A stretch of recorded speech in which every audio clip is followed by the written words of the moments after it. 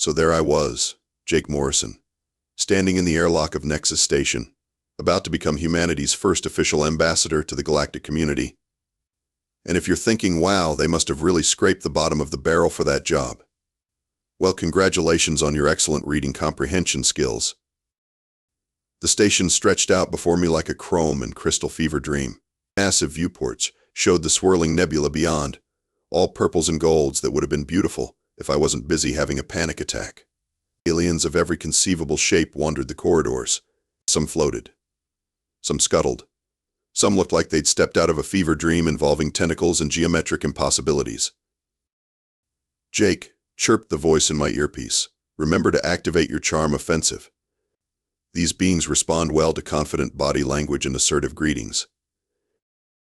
That was Betty, my AAI translator. Basic emergency translation and tactical yielding system, according to the manual. According to reality, she was a malfunctioning piece of hardware with the social awareness of a concussed goldfish. "Thanks for the pep talk, Betty. Really feeling the confidence now." The Council of 12 waited in the central chamber, arranged in a perfect circle like they were about to sacrifice me to their space gods. Which, given how this day was going, seemed entirely possible. Ambassador Veltar stood at the center, all 7 feet of him. Imagine if an elf had a baby with a praying mantis, then sent that baby to prep school for 300 years. His silvery skin practically gleamed with smugness, and his forearms were folded in what I assumed was the galactic equivalent of this better be good, primitive human. General Krex hulked beside him, looking like someone had strapped weapons to a walking bulldozer. His species, the Gornaki, apparently believed that the best diplomacy came from the barrel of a plasma cannon. Charming bunch. The other council members represented the usual galactic rogues gallery. There was Wisp, a sentient gas cloud that shimmered with rainbow colors. The Hive Queen ZZKE, whose compound eyes tracked my every movement. Ambassador Glix, who looked like a cross between a seal and a computer terminal. "Honored members of the council," I began, reading from my carefully prepared speech, "I come before you today to extend the hand of friendship from the people of Earth." Betty's translation filled the chamber in what sounded like a mixture of whale song and industrial machinery having an argument. The reaction was immediate. Veltar's forearms shot upward in what was clearly shock.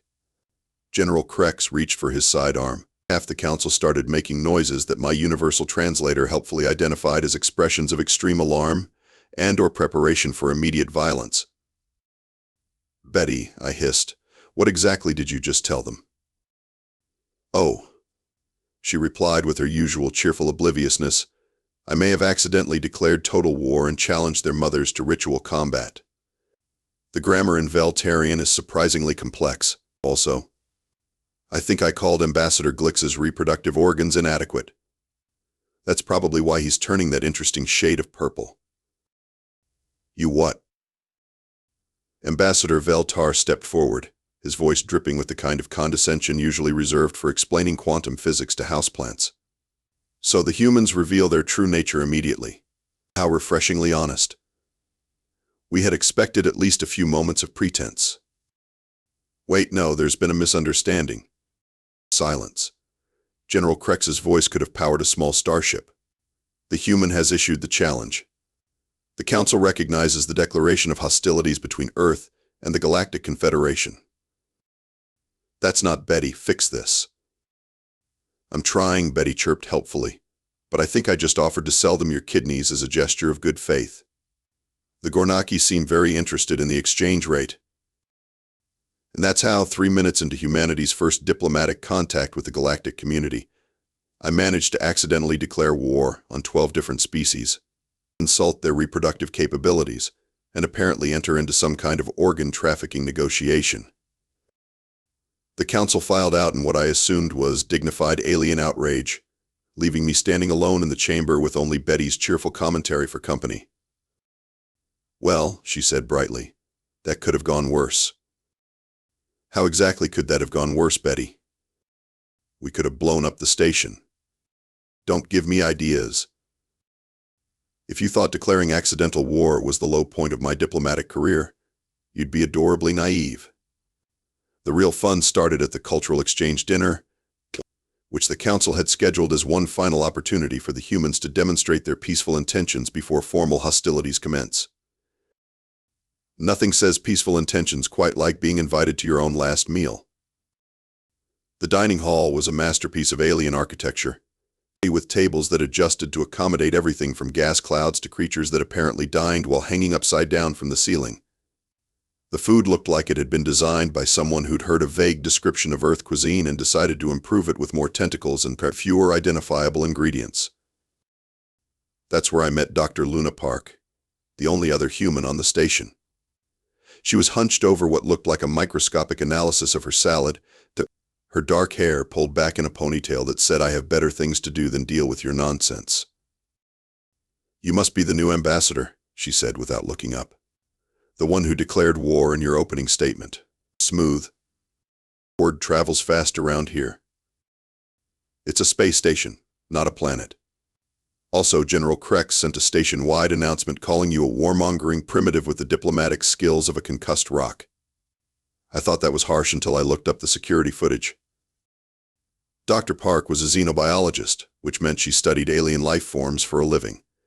She'd been on Nexus Station for 3 years, which meant she'd had 3 years to watch humanity's reputation slowly improve from unknown primitives to possibly intelligent unknown primitives.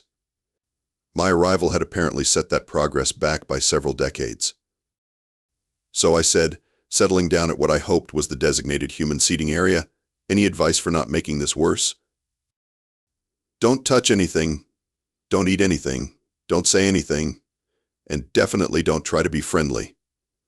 Friendliness is how you accidentally proposed to 3 different species yesterday." "I did what now?" Before she could answer, Betty piped up with her usual helpful timing. "Jake, I should mention that the VLTarian phrase for pleased to meet you is apparently very similar to their traditional marriage proposal. Also, the gesture you made with your hands meant something quite explicit in Gornaki culture. The good news is that General Krex thinks you're too primitive for his daughter, so he declined." "There's good news?" "Well, Ambassador Veltar accepted on behalf of his entire family line, so you're technically married to about 47 different Veltarians now. Congratulations."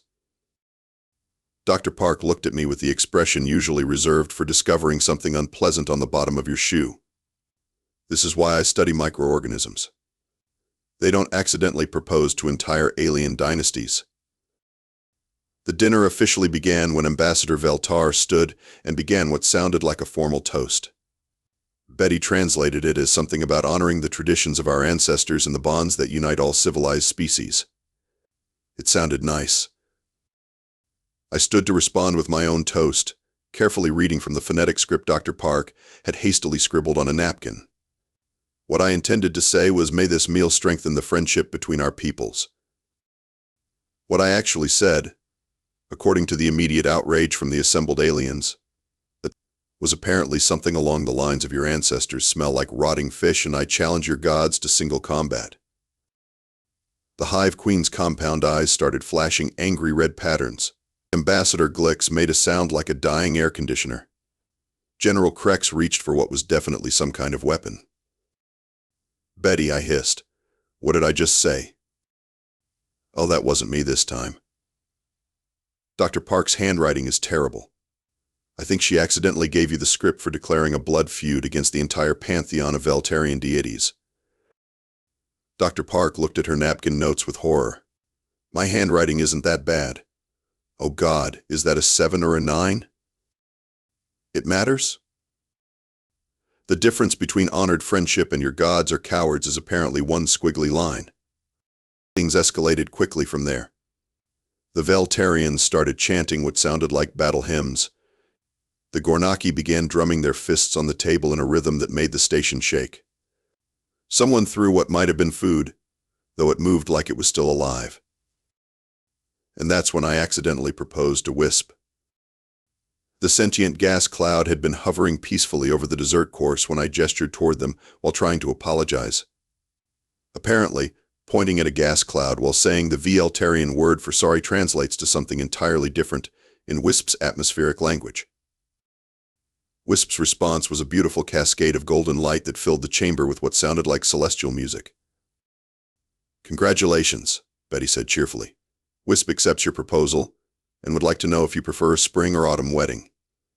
Also, they're asking about your stance on gaseous offspring." "My stance on what?"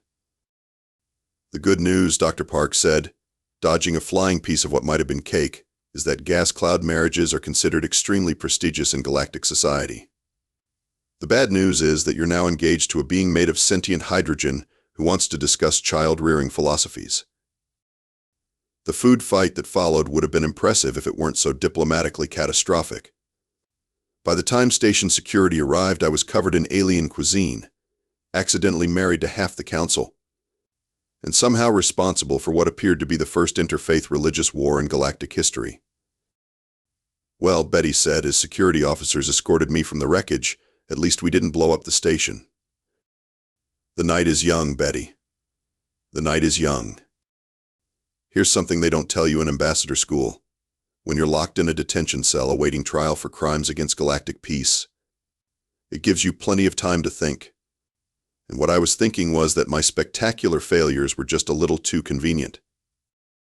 Commander Torres found me 3 hours later, sitting in my cell and having a philosophical discussion with Betty about the statistical probability of being this diplomatically incompetent by accident. The numbers don't add up, I told Torres through the energy field that served as a door. I mean, I knew I was bad at this job, but declaring war, accidentally proposing to half the council, and starting a religious conflict? That's not incompetence. That's performance art.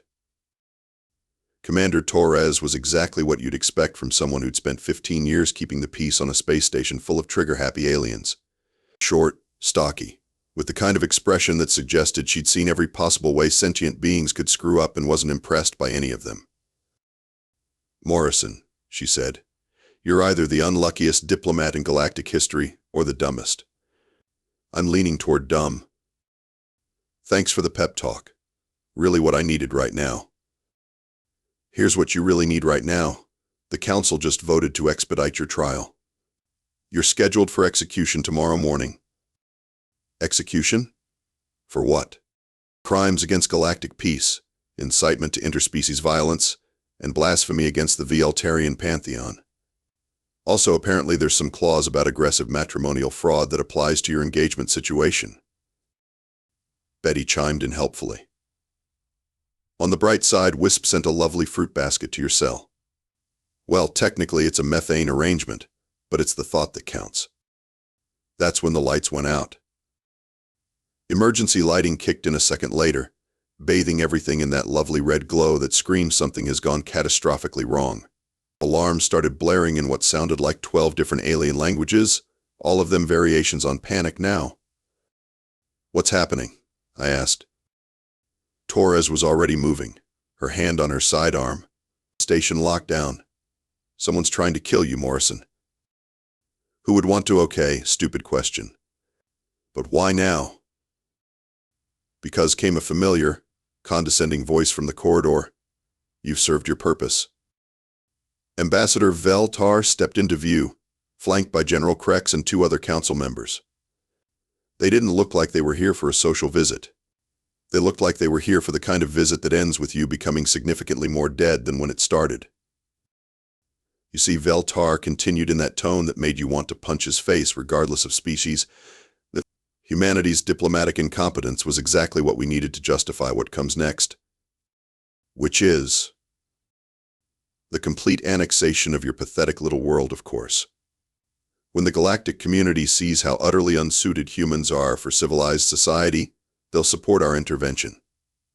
Earth will become another protectorate, its resources ours to manage, its people ours to guide. General Krex made a sound that might have been laughter if laughter sounded like a landslide. The Council has done this 47 times before. Send incompetent diplomats, manufacture incidents, justify conquest. Your species will thank us eventually. Or they'll serve as examples to others, Veltar added. Either way, the result is the same. That's when the really impressive explosion happened somewhere in the station's upper levels. The floor shook, the lights flickered, and several pieces of ceiling decided they'd rather be floor decorations. In the chaos that followed, Commander Torres did something that probably violated several dozen station regulations. She shot the detention cell's power coupling with her sidearm, dropping the energy field and grabbing me by the arm. "Move," she said. "Now." "Wait," I called back to Veltar as Torres dragged me down the corridor.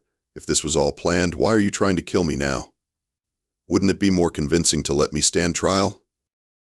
"Because," Veltar's voice followed us through the emergency lighting, "Dr. Park has been asking uncomfortable questions about council procedures. And your AI has been recording everything that's happened since you arrived. We can't afford loose ends." "Betty's been recording?" "Of course I have," Betty said cheerfully. "Standard protocol for first contact missions. I've got everything from your arrival to Ambassador Veltar's lovely confession just now. Should make for fascinating viewing back on Earth." "Torres," I said as we ran through the station's maintenance tunnels, "please tell me you have a plan." "I have a plan. Step 1, don't die. Step 2, make sure the people trying to kill us die instead. Step 3, figure out the rest as we go." "That's not a plan. That's a wish list. Welcome to station security, Morrison. We make it up as we go along." Behind us, the sounds of pursuit were getting closer. Ahead of us, the tunnel branched into a dozen different directions, each one leading deeper into the station's mechanical heart. "Betty," I whispered, "can you access the station's internal sensors?" "Already on it. I'm detecting multiple armed hostiles converging on your position. Also, Dr. Park is barricaded in her lab about 6 levels up. She's got company, and it doesn't look friendly. Can you get us there?" "I can try. Fair warning, though, the most direct route goes through the station's xenobiology labs. There are some things in there that even the Council considers too dangerous to let loose." Torres grinned in the emergency lighting, and it wasn't a nice grin. It was the kind of grin that suggested she'd been waiting years for an excuse to do something spectacularly violent. "Morrison," she said, "I think it's time you learned something about what humans are really capable of when we stop pretending to be civilized." Here's where things got serious. The xenobiology labs were exactly as horrifying as you'd expect from a place that studied the galaxy's most dangerous life forms. Rows of containment units lined the walls, each one holding something that natural selection had decided was too unpleasant for normal space. Some of them glowed. Some of them moved in ways that hurt to look at. One of them was apparently just a cube of what looked like screaming darkness. "Stay close," Torres whispered as we crept between the specimens. "Don't touch anything, don't look directly at anything, and if something starts talking to you, ignore it completely." "Things in here talk?" "The whisper jellies in container 77 Alpha have been trying to convince visitors to open their tank for about 6 months now. They're very persuasive. Also, they dissolve living tissue on contact." "Why does the station even have these things?" "Because the Council likes to study new ways to kill species that won't submit. Think of it as their research and development department for genocide." Betty's voice crackled in my earpiece. "Jake, I'm picking up multiple heat signatures approaching your location. Also, Dr. Park's vital signs are spiking. I think she's in immediate danger." "How immediate?" "Immediate? The someone's trying to murder her right now kind of immediate." That's when the first assassin came through the lab's main entrance. He was Gornaki, like General Krex, which meant he was built like a tank and had about as much subtlety. He also had the kind of energy weapon that could punch holes through battle armor. What he didn't have was experience fighting humans who'd stopped pretending to be diplomatic. Torres moved like she'd been waiting her whole career for this moment. 1 second she was crouched behind a specimen container. The next she was airborne, using a containment unit labeled Danger, a reality distortion field as a launching point to tackle our would-be killer. The Gornaki went down hard, his weapon spinning away across the lab floor. Torres didn't give him a chance to recover. She rolled, came up with his sidearm, and put 2 shots center mass before he could even try to get up. "One down," she said, checking the weapon's power levels. "How many more, Betty?" I count at least 6 more hostiles moving through the station toward your position. Also, there's been an interesting development in Dr. Park's lab. Define interesting. She appears to have released something extremely unpleasant on her attackers. I'm reading massive biological contamination in her sector, and the screaming has mostly stopped. The screaming has stopped. That's your definition of interesting? Well, Dr. Park's vital signs are stable, and her attackers' vital signs are not. I thought that was interesting. We made it 3 more levels before the next wave hit us. This time it was a mixed group, 2 more Gornaki, a Veltarian assassin whose forearms made him look like a deadly spider, and something that might have been robotic or might have been a really ugly alien wearing too much armor. They came at us in the service tunnels where the low ceiling and narrow passages should have given them the advantage. Should have. The problem with the service tunnels is that they were designed for maintenance, which meant they were full of pipes, conduits, and mechanical systems that could be turned into weapons if you had the right kind of creativity. Torres had that kind of creativity. She used a plasma coupling to electrify an entire section of tunnel flooring, which took out the robot thing when it stepped in the wrong place. The Veltarian assassin discovered that his 4-armed fighting style was less effective when those arms got tangled in the station's comm cables, but which Torres had helpfully ripped from their housing. The Gornaki were tougher. They kept coming even after Torres had turned the tunnel into an obstacle course of sparking electronics and improvised hazards. That's where my apparent incompetence became useful. See, the thing about being unpredictable is that it makes you impossible to fight effectively. When Torres was moving like a trained soldier, the assassins could anticipate her tactics.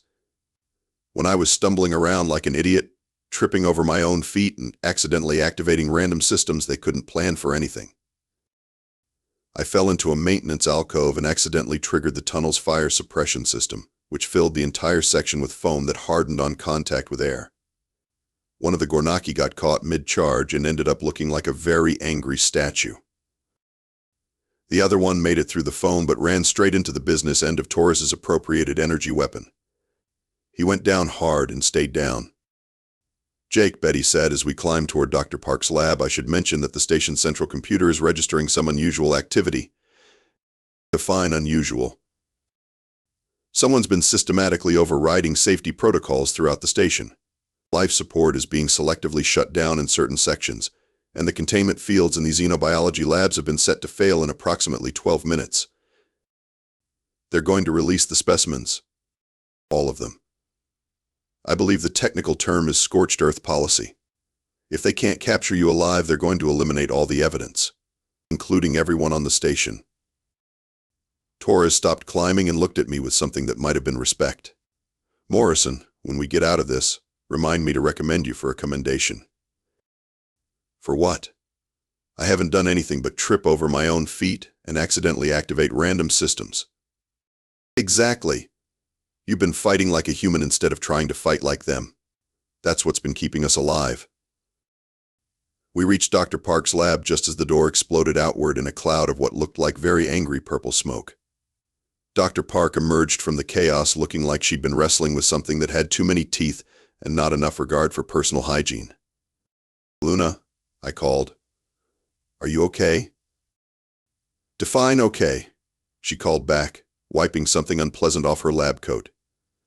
I've just had to feed my attackers to a species of carnivorous bacteria that I've been developing as a defensive measure.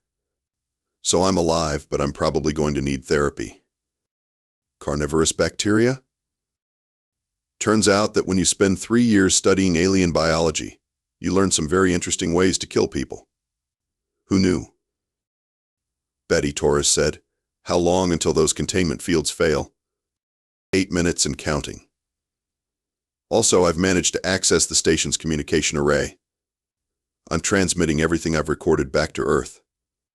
They should have the full record of the Council's conspiracy within the hour. That's great, I said, but what about the whole releasing galactic horrors to kill everyone on the station problem?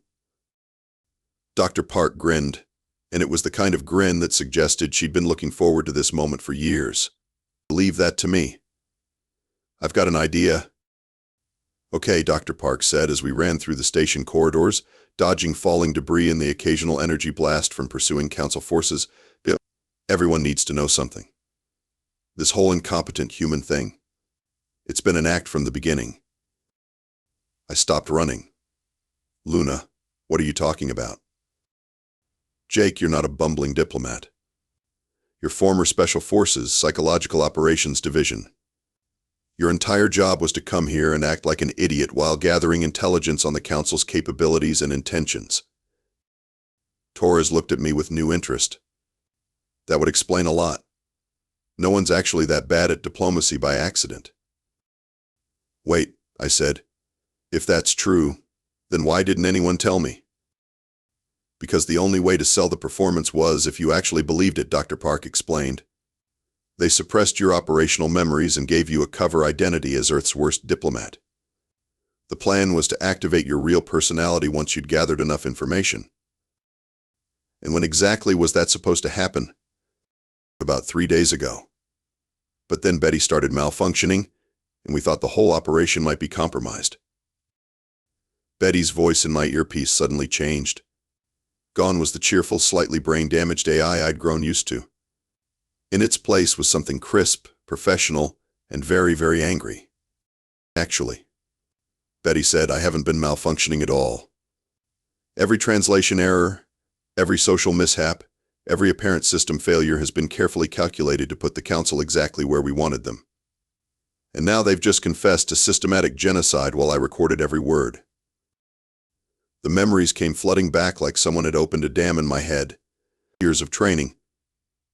Covert operations on 3 different continents.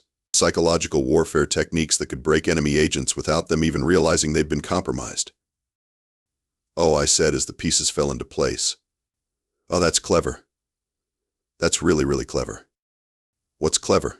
Torres asked. The whole thing. All of it. Luna, you're not just a xenobiologist, are you? Xenobiological warfare specialist, she confirmed. Every species on this station has at least 3 critical biological vulnerabilities that I've been cataloging for the past 3 years. The carnivorous bacteria was just the beginning.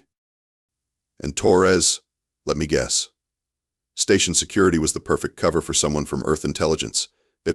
15 years of deep cover operations, Torres said. Do you have any idea how hard it is to pretend to be a simple security officer when you're actually running intelligence gathering on the galaxy's most powerful political body? Even Wisp, Betty added. The gas cloud marriage wasn't an accident.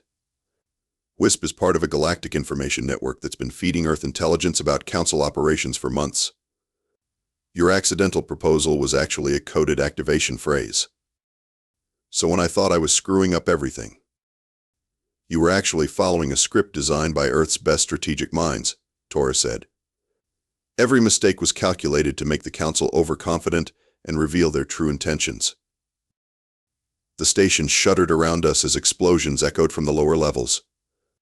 The Council was apparently moving to their final phase. If they couldn't control the situation, they'd destroy it. Okay, I said, feeling like myself for the first time since arriving at the station. What's our real mission objective? Expose the Council's systematic conquest of new species, Dr. Park said. Document their methods, gather evidence of their crimes, and broadcast it across the galaxy to spark resistance movements on the worlds they've subjugated. And the secondary objective? Make sure Earth never has to deal with this particular threat again, Torres said grimly. Betty's voice was now coming through the station's communication system. Jake, I've been in contact with the Earth fleet for the past 72 hours. They're currently 3 hours out from Nexus Station. When they arrive, they'll have complete documentation of the Council's operations and full justification for what comes next. Which is? The complete dismantling of the Council of 12's power structure and the liberation of 47 subjugated worlds. Also, Wisp says congratulations on your successful intelligence operation, and would you prefer a platinum or titanium wedding ring? The containment fields in the xenobiology labs chose that moment to fail. Alarms blared throughout the station as things that should never see the light of day began emerging from their prisons. But instead of the chaos the Council had planned, something else happened. Dr. Park activated a device that looked like a cross between a communicator and a very complex weapon. "Attention, station inhabitants." Her voice echoed through the emergency systems. "This is Dr. Luna Park, xenobiological warfare specialist. Earth intelligence.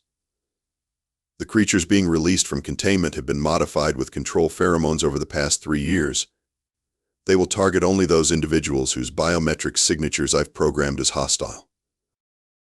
"You weaponized the station's most dangerous specimens?" "I weaponized everything on this station.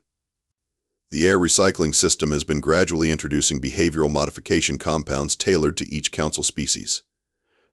The food replicators have been adding metabolic inhibitors that activate under stress conditions.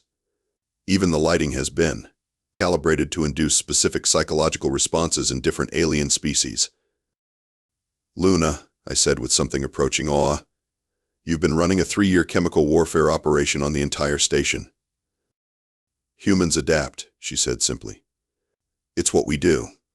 And right now, every council member on this station is experiencing the effects of compounds designed specifically to counter their species' advantages.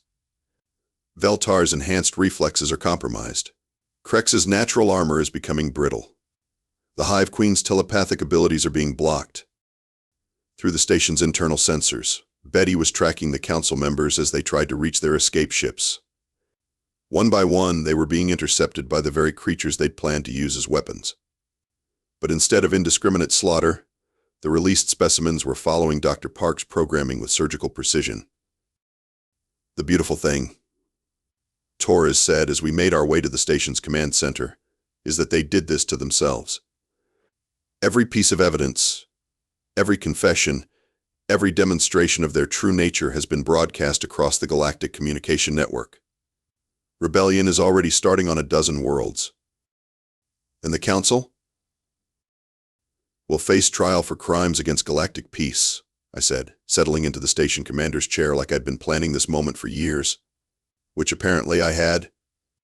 "But this time, the trial will be conducted by representatives of the species they've been oppressing, not by their own corrupted system." Betty's voice filled the command center. "Jake, the Earth fleet has arrived. Admiral Chen sends her compliments and asks if you require any assistance with the cleanup. Tell the Admiral that Nexus Station is secure and ready to serve as headquarters for the new Galactic Democratic Coalition. Also inform her that Ambassador Morrison requests permission to continue his diplomatic mission." "Your diplomatic mission was a cover story," Torres pointed out. "Was it? Because I think I'm actually pretty good at this diplomacy thing when I'm allowed to be myself." 6 months later, I was standing in the same chamber where I'd accidentally declared war on half the galaxy, watching as the former council members were led away in what passed for handcuffs in galactic society. The trial had been remarkably swift, mostly because we had recordings of them confessing to systematic genocide while trying to murder the witnesses. Ambassador Veltar, his forearms now restrained behind his back, paused as he passed my position. "You realize," he said in that same condescending tone, "that your primitive species has simply traded one form of galactic order for another. The chaos you've created will consume you." "Maybe," I said. "But it'll be our chaos. And honestly, after spending 6 months cleaning up your version of order, a little chaos sounds refreshing." The new Galactic Democratic Coalition was everything the Council of 12 hadn't been: messy, argumentative, inefficient, and absolutely committed to the radical idea that species should have a say in their own governance. It was also, according to every measure we could devise, significantly more effective at actually solving problems. Turns out that when you stop spending all your resources on oppressing people, you have a lot more time and energy for things like scientific advancement, cultural exchange, and figuring out how to keep everyone fed and happy. "Jake," Betty said through the chamber's communication system, "Wisp is asking if you've given any thought to the wedding arrangements. They've apparently been in contact with several gas cloud orchestras about the musical entertainment. Tell Wisp that I'm still adjusting to being married to a sentient atmospheric phenomenon, but I appreciate their patience with my primitive understanding of gaseous romance." The marriage, as it turned out, had been the diplomatic coup-up of the century. Gas clouds weren't just the galaxy's most influential information brokers. They were also its most extensive communication network. When wisping by, I exchanged vows which apparently consisted of me breathing in a small portion of their essence, while they absorbed some of my exhaled carbon dioxide. It had established a direct link between Earth and every major gas cloud population in the galaxy. "It's actually quite romantic," Dr. Park said, settling into the seat beside me. She was now serving as Earth's chief xenobiological advisor to the Coalition, which meant she spent her days figuring out how to keep 47 different species from accidentally poisoning each other during diplomatic dinners. In gas cloud culture, sharing breath is considered the ultimate expression of trust and commitment. In human culture, inhaling your spouse is usually considered a health hazard. "You're adapting. That's what humans do." She was right. The entire galaxy was adapting, actually. The collapse of the Council's authoritarian system had unleashed a wave of innovation and cultural exchange that was reshaping everything from interstellar trade to artistic expression. Species that had been isolated for centuries were suddenly sharing technology and ideas. Worlds that had been strip-mined for resources were being restored with techniques nobody had bothered to develop under the old system. "Ambassador Morrison," came a voice from the chamber's entrance. Commander Torres, now serving as head of Coalition security, approached with what looked like official paperwork. "Earth Command has approved your request for permanent assignment to the Coalition. Congratulations, you're officially humanity's chief ambassador to the galactic community." "Wonderful," I said. And here I was hoping to retire and write my memoirs. How I accidentally conquered the galaxy by being really bad at my job. "About that," Torres said. "Earth Command wants to know if you'd be interested in heading up the next First Contact mission. There's apparently a species in the Andromeda Galaxy that's been sending signals our way. More aliens who need to be diplomatically defeated through aggressive incompetence. More aliens who might benefit from the human approach to problem solving. Which, as it turns out, involves a lot less warfare and a lot more creative thinking than anyone expected." Betty chimed in with her restored personality still cheerful, but now competent enough to be genuinely helpful instead of accidentally catastrophic. "Jake, I should mention that the Andromedan signals appear to be mathematically sophisticated but culturally naive. They seem to believe that first contact should involve formal diplomatic protocols and careful adherence to established procedures." "Poor bastards," I said. "They have no idea what they're in for." "So you'll take the assignment?" I looked around the chamber at the representatives of dozens of species, all arguing loudly about trade regulations in what had become the galaxy's most effective governing body precisely because nobody could agree on anything without extensive debate. Through the viewing window, I could see the orbital gardens that now surrounded the station, a joint project between 17 different worlds that had transformed the sterile military outpost into something resembling a floating paradise. Wisp drifted through the wall beside me, their gaseous form shimmering with what I'd learned to recognize as affectionate amusement. "My beloved solid-state husband," they said in their voice like wind through crystal. "You have that expression again." "What expression?" "The one you wear when you're about to do something monumentally stupid that will somehow save everyone." Dr. Park laughed. "That's remarkably accurate for someone without facial recognition capabilities. I've learned to read the particular way his molecules vibrate when he's planning chaos," Wisp explained. "It's quite distinctive." "All right," I said, taking the paperwork from Torres. "But this time I want Betty to help me prepare properly. Maybe if I actually try to be a good diplomat, I'll only accidentally start a minor interstellar incident, instead of overthrowing entire civilizations." "Oh, Jake," Betty said with digital fondness, "where would be the fun in that?" As I signed the papers that would send me hurtling toward another galaxy to confuse another set of aliens with humanity's particular brand of diplomatic chaos, but I couldn't help but smile. The galaxy was a better place than it had been a year ago, even if it was also significantly more argumentative and prone to passionate debates about resource allocation. And honestly, after a lifetime of being spectacularly bad at the things I was supposed to be good at, it was nice to finally find a job where my complete incompetence was not just useful, but apparently galaxy-changingly effective. "When do we leave for Andromeda?" I asked. Next Tuesday, Torres replied. Try not to accidentally declare war on them before you get there. No promises, I said, and meant it.